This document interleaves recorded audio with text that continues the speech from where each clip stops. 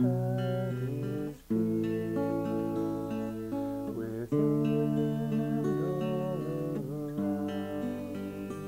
May it shine in you and me.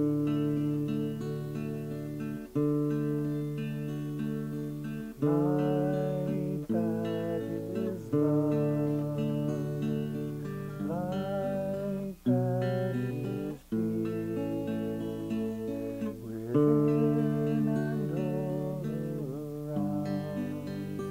May it shine in you and me.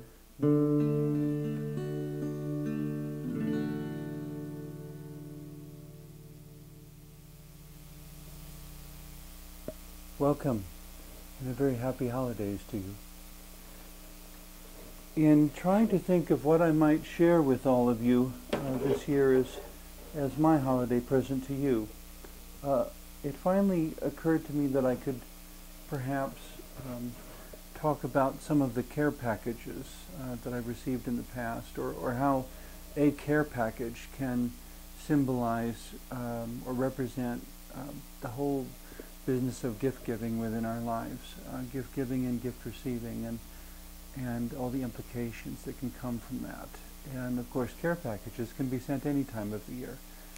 But it seems like culturally, many places around the world have moved toward making late December a time of remembering love for each other, a time of remembering giving and receiving, a time of remembering peace, a time of opening up to differences a little bit more, not that any of us have to necessarily change, but that somehow we remember that we live in a very diverse world, and that what makes, on a basic physical level, what makes this time of year so special is that it's when the whole universe shifts, when the nights have been getting longer and the weather's been getting colder, for everyone except those living in Australia, I suppose, or other people south of the equator.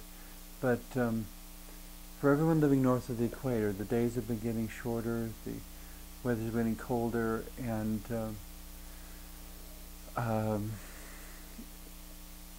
in past times that were perhaps more primitive peoples who wondered what was going on and was the world coming to an end, was it's simply going to keep getting darker until until the light went out and never came back. And lots of fanciful stories were composed to try to give people hope that something would shift again and the light would grow and things would return. And as those who had lived many years began to tell of how every year it does this, every year it gets darker and then it gets lighter again. But they still didn't know why. And so sometimes through prayers or rituals or celebrations, they try to encourage the returning of the light. And yet the universe is the universe, and it will do what it does with or without our blessing. And the light would not return before the time was right. There was nothing they could do to hasten it.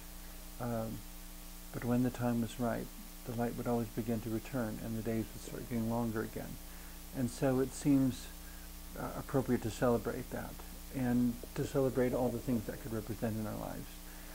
When the light goes on in our hearts, it's as if we remember what it is to love, what it is to be loved, how to re-immerse ourselves within loving relationships. So, as I put together my own unique sort of holiday tree, I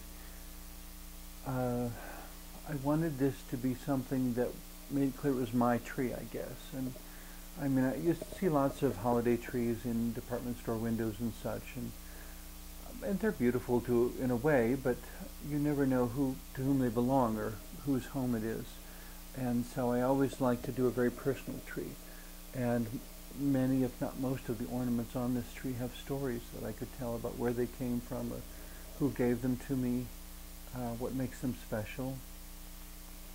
These folded, actually out of paper, ornaments are actually from the very first holiday special that Sister Who ever recorded. Goodness, 17 years ago was when we recorded that show, and those ornaments were used for that. And other ornaments were from special places, reminding me of special things. It seems that winter and the holiday season is very much a time for remembering things that it is so easy to forget during the busy, productive, active other times of the year. But when we're forced to slow down a little bit and sit down and wait for the light to return because it's dark and we can't see what we're doing outside, but we can't work outside as long as we otherwise would.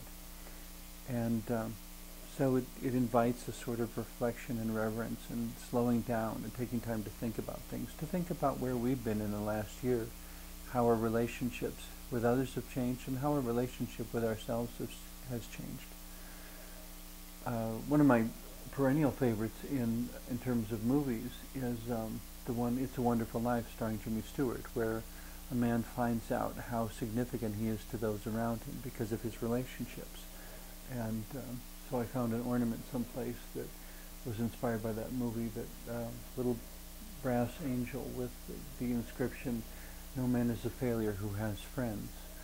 And because that was a lesson he learned through that movie, that when he thought he had failed, he hadn't, because love had survived. In spite of all the hardship, love had survived. And I think that is probably the most wonderful thing we can celebrate during this cold and dark time of the year, that in spite of it all, in spite of everything that's gone wrong this year, love has survived.